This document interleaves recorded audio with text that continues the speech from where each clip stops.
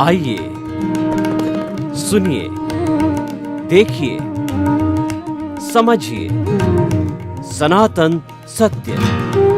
जैसी दृष्टि वैसी सृष्टि, दृष्टि विज्ञान। कुदरत, कुदरती रचना एवं कुदरत के कानून से शाश्वत सुख की प्राप्ति। जोधपुर के परम पूज्य महात्मा उपासक प्रोफेसर डॉक्टर सोहन राज तातेड़ के निर्देशन में सनातन सत्य। जैसी दृष्टि वैसी सृष्टि, दृष्टि विज्ञान।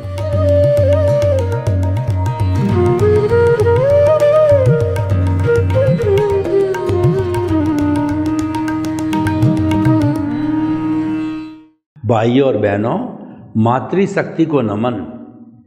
आज का हमारा अति उत्तम विषय सम्यक तप, कुदरती रचना देखना। बहुत ही सुंदर विषय है। अगर इस विषय को हम हृदयंगम करें, इस विषय को हमारे दिमाग में बिठा दें, दृष्टि विज्ञान कर दें, हमारी समझ में बिठा दें, हमारे विचार में बिठा दें, हमारे मस्तिष्क में बिठा दें, हमारे मन में बिठा दें, तो हम एक सुखी जीवन व्यवहार जगत का भी जी सकते हैं और शाश्वत सुख की नींव भी लगा सकते हैं। देखिए, इससे दो फायदे हो गए। डबल प्रॉफिट का काम है ये, और हमारा वर्तमान का और भविष्य का जीवन दोनों उज्जवल हो जाते हैं।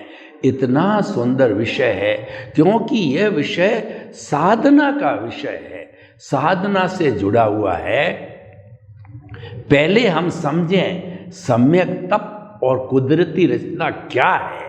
कुदरती रचना को देखे बिना, हम उसको जो है समझे बिना, हम उसको कैसे देखेंगे, जानेंगे, विश्वास करेंगे, श्रद्धा करेंगे। और सम्यक तप क्या होता है, हमको ये ध्यान भी नहीं है, तो हम किस तरीके से साधना करेंगे।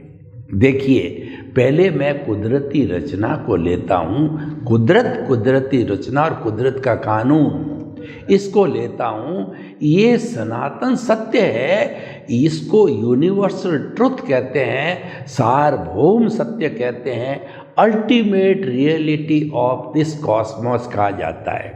भाई और बहनों, मैं आपसे प्रश्न करता हूँ। मैंने हजारों को, लाखों को, करोड़ों को ये प्रश्न किया, क्या कुदरत के ऊपर, क्या प्रकृति के ऊपर, क्या सृष्टि के ऊपर कोई है क्या?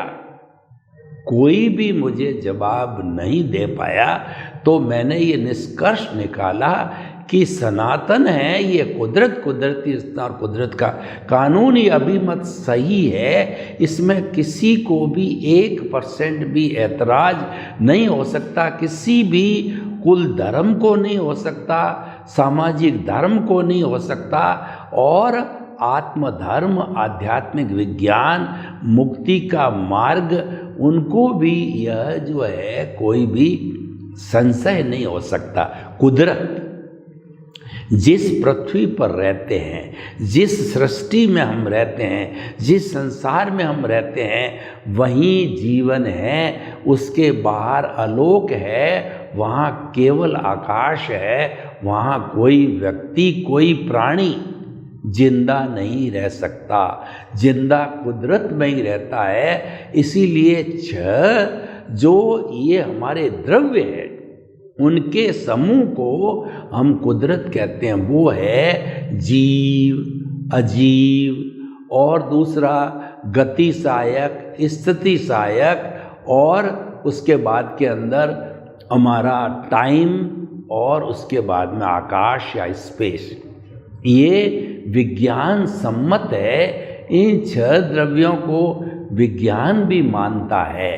तो देखिए कि जो हमारा ये कुदरत है, और ये भूत, भविष्य, वर्तमान में हमेशा हाजिर होती है। ऐसा कोई काल, समय नहीं आता है इस सृष्टि के अंदर कि ये 6 द्रव्य नहीं रहे, और ये 6 द्रव्य ही सारे हमारे संचालक है, यानी हम 84 लाख जीवा योनि उत्पत्ति स्थान वाले और हमारे जीवित प्राणियों और आत्मा की बात करें तो असंख्य अनंत आत्माएं जो है वो इस कुदरत के अंदर जो है वो जन्म लेती है, भरण पोषण करती है और जो है इसी में विलीन होती है अपने अपने कर्मों के अनुरूप। कुदरती रचना इन 6 द्रव्यों की जो स्थिति अवस्था जो है बदलती है, उसको उस अवस्था को हम कुदरती रचना कहते हैं। ये बदलती है अवस्था है, हर अवस्था जड़ होती है, नाशवान होती है, टेम्परेरी होती है, इसीलिए कुदरत की अवस्था बदलती रहती। इसीलिए कहा गया है हर क्षण हर वस्तु बदलती है, जो संचरण करता है वह संसार है। वो मैंने आज जो ये अंगुली हिलाई, वह अंगुली उसी स्थान पर एग्जैक्टली मैं वापस नहीं हिला सकता हूँ। ये जो है हमारी कुदरती रचना हो गई।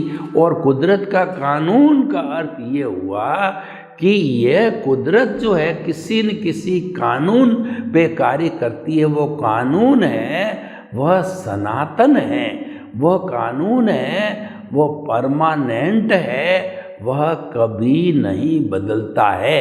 ये इसको 2 भागों में कुदरत काम करती है, एक तो प्राकृतिक रूप में और दूसरा व्यक्तिगत, यानी जो जीवित प्राणी है उसको पनिशमेंट अवार्ड, उसके कर्मों का भुगतान कराने के लिए, संजोग जुटाने के लिए, जिसको हम व्यवस्थित शक्ति कहते हैं, जिसको हम जो है उस व्यवस्थित शक्ति को जो है साइंटिफिक सर्कमस्टेंशियल एविडेंसेज हम कहते हैं, वही हर जीवित प्राणी को अपने कर्मों का भुगतान करने के लिए द्रव्य क्षेत्र काल भाव के माध्यम से संजोग जुटाती है।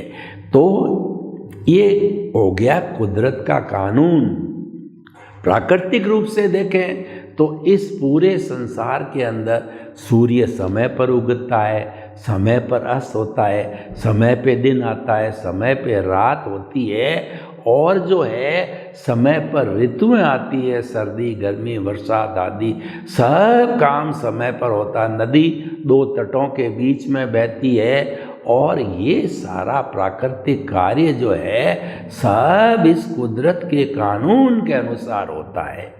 तो भाई और बहनों, अब देखिए कुदरती रचना यानी हमारे मन वचन काया तथा उससे जुड़ी हुई हर अवस्था मात्र जन्म से मृत्यु तक वह कुदरती रचना है।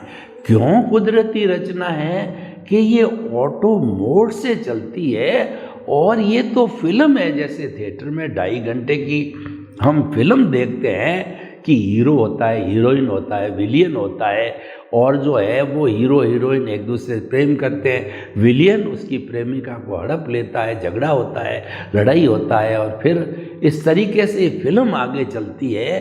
तो हमने पिछले जन्म में जैसे भाव डाले वो इस जन्म में द्रव्य कर्म मिलते हैं। पिछले जन्म में जो हमने एक्शन किया इस जन्म में रिएक्शन होता है। यानी कि साइंस भी कहती है कि to the every action there is जो इक्वल एंड ऑपोजिट रिएक्शन।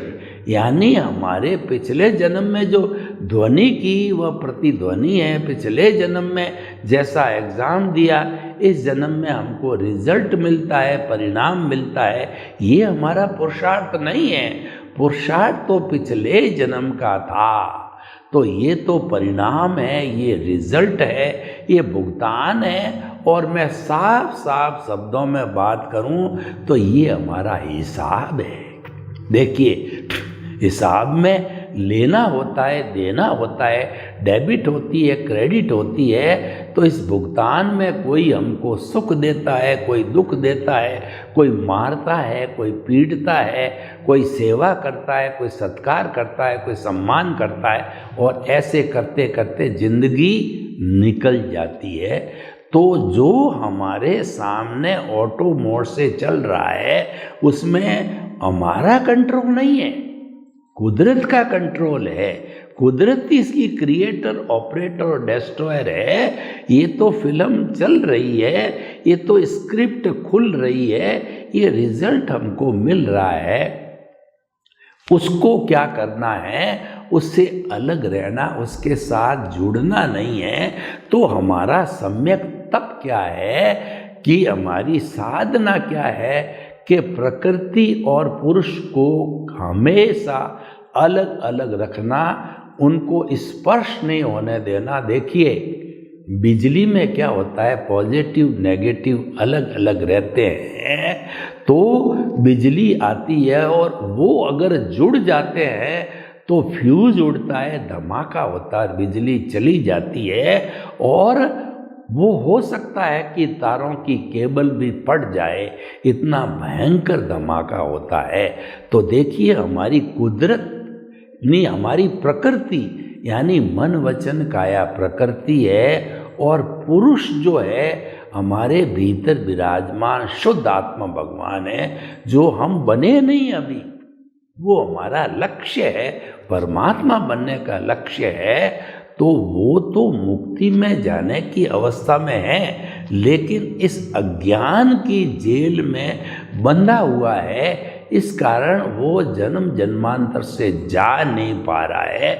उस अज्ञान को ज्ञान से और विज्ञान से जीतना पड़ेगा। जब ये मुक्ति की शाश्वत सुख की अवस्था आएगी तो भाई और बहनों, हम आपको बताते हैं कि सम्यक तप का अर्थ हो गया हमारी साधना, तपस्या करना। देखिए हमारे शास्त्रों में आता है कि सम्यक दर्शन ज्ञान चारित्राणी मोक्ष मार्ग है। अगर कोई भी मनुष्य मुक्ति चाहता है, शाश्वत सुख को चाहता है, मनुष्य इसीलिए कहा गया है कि मनुष्य के अलावा कोई शाश्वत सुख प्राप्त कर नहीं सकता, मुक्ति जा नहीं सकता, मुक्ति की नींव नहीं लगा सकता। हम कितने भाग्यशाली हैं कि हमारे पास पट्टा है, मुक्ति की नींव लगाने का पट्टा है, मुक्ति में जाने का पट्टा है। इतना बड़ा हमारा इस मनुष्य जीवन का सार है, ये हमें खोना नहीं चाहिए, क्योंकि मनुष्य जीवन अति अति दुर्लभ है। हमारी वैदिक परंपरा क्या कहती है, सुनिए आप। वैदिक परंपरा कहती है 8 भाव तक लगातार सुकृत करो तो 9वां भाव मनुष्य मिलता है। अगर इसमें कोई कोताही बरत ली, अनैतिकता हो गई, गड़बड़ हो गई, तो 99 भाव के बाद में मनुष्य जन्म मिलता है।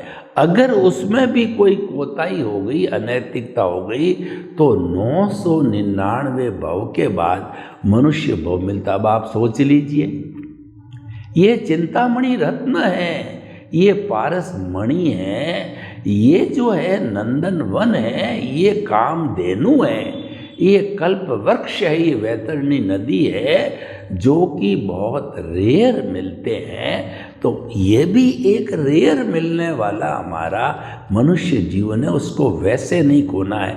तो करना क्या है, करना हमको ये है कि प्रकृति पुरुष को अलग अलग रखो, जन्म जन्मांतर, इस जन्म में नहीं। उसके लिए हमारे को किसी ज्ञानी पुरुष या सद गुरु की चरण में जाना पड़ेगा, क्योंकि गुरु बिना ज्ञान नहीं। देखिए गुरु की इतनी महिमा गाई गई है कि गुरु गोविंद दाऊ खड़े और काके लागू पाए, बलिहारी गुरु आपने और गोविंद दियो बताए। एक साधक कहता है कि गुरु और गोविंद दोनों खड़े हैं, पहले मैं किसको प्रणाम करूं, किससे आशीर्वाद लूं? गुरु से लूंगा, क्योंकि गोविंद यानी भगवान के दर्शन गुरु ने कराए हैं। गुरु नहीं होता तो भगवान तक नहीं पहुंच सकता। तो हमारा पुण्योदय है, भाग्योदय है, पिछले जन्म से साथ में लेके आए हैं कि आपने पिछले जन्म में भजना की होगी कि मुझे हर जन्म में मुक्ति के कर्म मिले, मुझे हर जन्म के अंदर ज्ञानी पुरुष या सद्गुरु मिले, तो आपके वो भाव कर्म की जो कॉजल बॉडी में लिखा हुआ है। तो स्वामी विवेकानंद को रामकृष्ण परमहंस क्यों मिले कि उनके भाव भाए थे, उनके लिखा हुआ था। तो उनके कॉजल बॉडी में लिखा हुआ था, तो हमारे भी अगर लिखा हुआ होता है तो उदय प्रारब्ध में वो समय आने पर हमको गुरु मिल जाते हैं, तो क्या होता है। देखिए, ऐसा है कि हम केवल सिद्धांत की बात करें तो सिद्धांत अच्छा है, लेकिन जब तक वो प्रैक्टिकल नहीं होगा, जब तक उस पर एक्शन नहीं किया जाएगा, जब तक उसको प्रयोग नहीं किया जाएगा, जब तक उसको चरित्र में नहीं डाला जाएगा, साधना नहीं की जाएगी, तो वो सिद्धांत क्या काम का। Honesty is the best policy, इसमें किसी को एतराज नहीं है, पर आपको ईमानदार होना पड़ेगा, जीवन में ईमानदारी रखनी पड़ेगी, तब ये पॉलिसी काम की है, नहीं तो मात्र शब्दों का खेल होता है। तो भाई और बहनों, हम आपको बताना चाहते हैं कि आपका भाग्योदय, गुरु का भाग्योदय, आप निमित्त, गुरु निमित्त, और उसके साथ साथ में पिछले जन्म का आपका जो ज्ञान दर्शन, इस जन्म का ज्ञान दर्शन, और आपका इंटेंशन और आपका इंटरेस्ट, तीव्र इच्छा आपकी, मुझे सद्गुरु मिले, मुझे सद्गुरु मिले। समय आने पर सद्गुरु मिलता है। गुरु, गु का अर्थ होता है अंधकार, रू मने दूर करने वाला। गुरु हमारे अज्ञान रूपी अंधकार को दूर करता है, और जो है वो ज्ञान को दीपक की संज्ञा दी है। दीपक पर प्रकाशक होता है, ज्ञान पर प्रकाशक होता है, हमारी आत्मा स्व पर प्रकाशक है। एक छोटा सा दिया सदियों के घने अंधेरे में रख दिया जाए तो तिमिर को हर लेता है।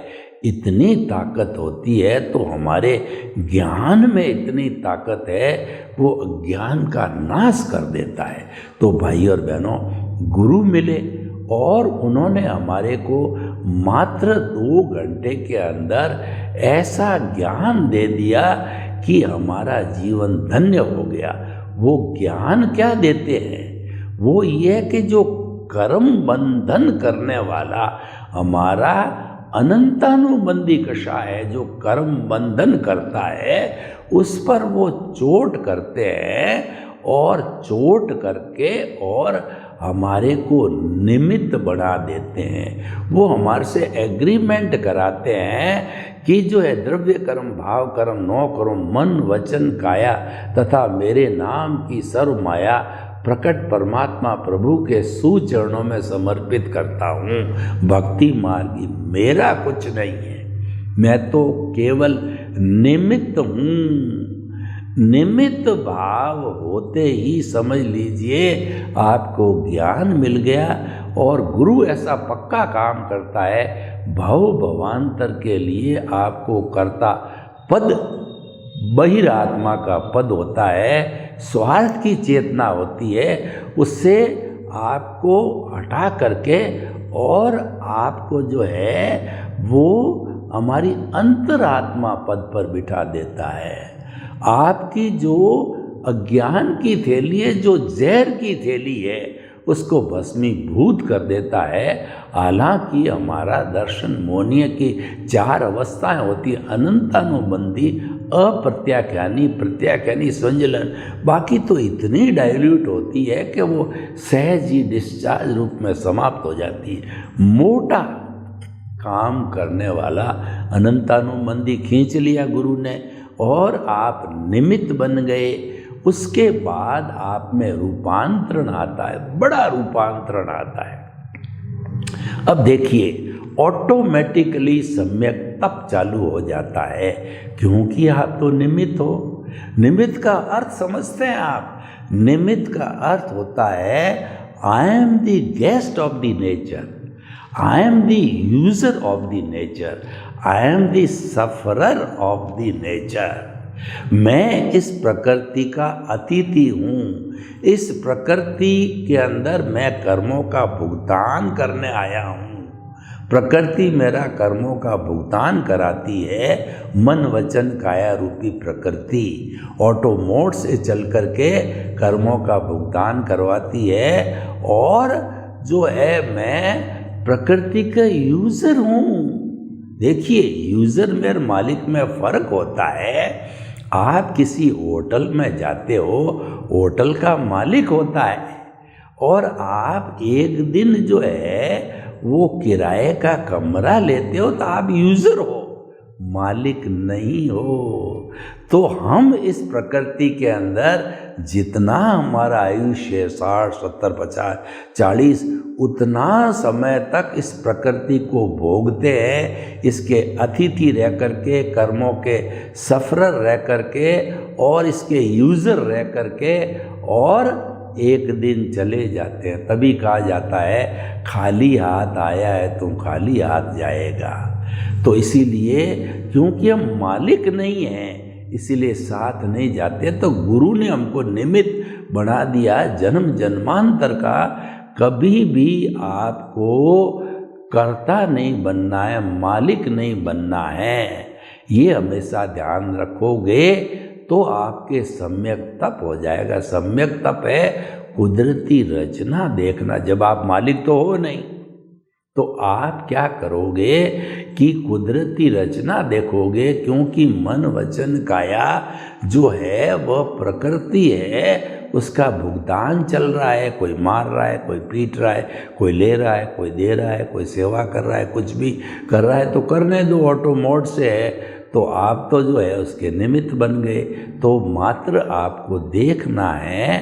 तो देखने का अर्थ ये हो गया कि आपने प्रकृति और पुरुष को अलग अलग रखा। तो प्रकृति और पुरुष को अलग अलग रखना ही सम्यक तप है। और देखिए, मैं आपको चारों चीज़ें बता दूं कि हमारे 4 मुख्य घाती कर्म होते हैं। ज्ञानावर्णीय, दर्शनावर्णीय, मोहनीय और अंतराय। अंतराय तो बेचारा रस्सी की तरह है, तीनों टूट जाते हैं तो रस्सी अलग हो जाती है। जैसे कि एक लकड़ी का गट्ठर होता है, तो वो गट्ठर है वो आपका ज्ञानावर्णीय, दर्शनावर्णीय, मोहनीय कर्म है, और उस पर बांधी हुई रस्सी है। तो जब लकड़ियाँ ही टूट गई तो रस्सी बेचारी क्या करेगी, कोई काम नहीं आनी है, वो तो ऑटोमेटिकली टूट जाती है। किसी पैकिंग के ऊपर अगर कोई भी चीज़ लपेटी हुई है, जब पैकिंग ही टूट गया तो लपेटी हुई वस्तु क्या काम आएगी, वो तो टूट गई। तो ये तीनों के टूटने के साथ तो ऑटोमेटिकली 14वां गुणस्थान में टूट जाता। तीनों टूटना वो हमारा जो सम्यक तप है, वो हमारी साधना है ज्ञान, और वो हमारे निमित्त भाव से जुड़ा हुआ है। देखिए, आपका अनंतानुबंधी कसाय जैसा मैंने बताया निमित्त बन गए। अब क्या है, तो निमित्त बनते ही बड़ा रूपांतरण होता है कि जो मिथ्या ज्ञान क्या है, शरीर मेरा है, मेरी धन, मेरी दौलत, मेरे परिवार, मेरे बाल बच्चे वगैरह, ये आप सोचते रहते हो। यानी कि आप मालिक बनते हो, कर्ता बनते हो। आपको तो कर्ता पद से कभी हटा दिया है, आपको तो वहाँ से हटा दिया है, तो उसके बाद तो कर्ता आप बन ही नहीं सकते, आप निमित्त हो। तो ये हटने से मिथ्या ज्ञान समाप्त होके सम्यक ज्ञान हो गया। सम्यक दर्शन ये है। मिथ्या दर्शन क्या है, ये धन मेरा है, ये बच्चा मेरा है, ये परिवार मेरा है, मैं इसका पालन पोषण करता हूँ। इसीलिए कहा गया आई माइनस अज्ञान is equal to pure soul, I plus अज्ञान इज इक्वल टू संसारी आत्मा, बॉन्डेड सोल। यानी मैं और मेरा जुड़ा हुआ है तो आप संसारी हो, और मैं और मेरा समाप्त हो गया, इसको अज्ञान कहते हैं। तो फिर तो 1 सेकंड भी प्रभु इस शरीर में नहीं रह सकता। तुरंत जो है वो सिद्ध शिला में विराज करके ईश्वर बन करके और परम सुख को प्राप्त हो जाता है, यानी हम सिद्ध बुद्ध और मुक्त बन जाते हैं। सम्यक ज्ञान, सम्यक दर्शन, ये आत्मा के गुण हैं। केंद्र में हमने आत्मा को बिठा रखा है। केंद्र का अर्थ ये कि मानव का शरीर जहाँ पर कि वो चंदन लगाता है, दोनों भ्रुकुटियों के बीच के अंदर ये दर्शन केंद्र है, ये आज्ञा चक्र है, ये पिनियल ग्रंथि का केंद्र है, ये आत्मा का साक्षात्कार करने का, भीतर जाने का केंद्र है। यहाँ पर हमने हमारे प्रभु की शुद्ध भावों के साथ प्राण प्रतिष्ठा करके इसको जिंदा भगवान प्रतिष्ठित किया। जैसे कि जिस भगवान की प्राण प्रतिष्ठा होती है, महावीर स्वामी भगवान है, राम की है, कृष्ण की है, बालाजी की है, उस मूर्ति को जो है श्रावक, जो साधु साध्वी श्रावक श्राविका चारों चतुर्विद धर्म संघ मिल करके और जो है प्राण प्रतिष्ठा कराते हैं मंत्रोच्चार के द्वारा, तो वह मूर्ति का भगवान हो जाता है। वहाँ सब मामला रिलेटिव है और मूर्ति का भगवान और जिंदा भगवान में बहुत बड़ा अंतर है।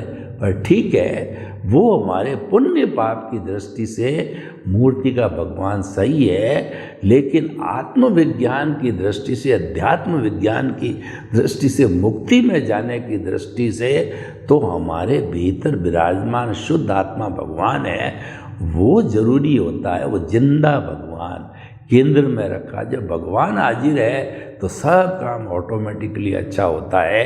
तो इसका जो है सम्यक ज्ञान, सम्यक दर्शन है, इसके गुण हमेशा हाजिर रहते हैं और हम हर चीज़ को कुदरती रचना देखते जाते हैं। तो हमारी जो प्रतिष्ठित आत्मा होती है, देखिए आत्मा तो एक ही है द्रव्य रूप में, और कहना चाहिए परमानेंट रूप के अंदर वो तो मुक्त आत्मा है, लेकिन उसके साथ में सारा पुरुषार्थ, चाहे रियल हो चाहे रिलेटिव हो, प्रतिष्ठित आत्मा है। तो वो अगर हम सम्यक तप को देखते हैं तो प्रतिष्ठित आत्मा धीरे धीरे समाप्त होने लगती है।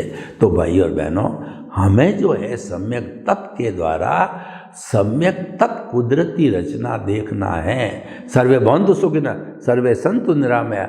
लोक के जीवों को सुख मिले, शांति मिले, आनंद मिले, प्रेम मिले, सौहार्द मिले, और सभी हम कुदरती रचना देख करके सम्यक तप प्राप्त करके शाश्वत सुख को प्राप्त करें। आपके प्रति मंगल भावना।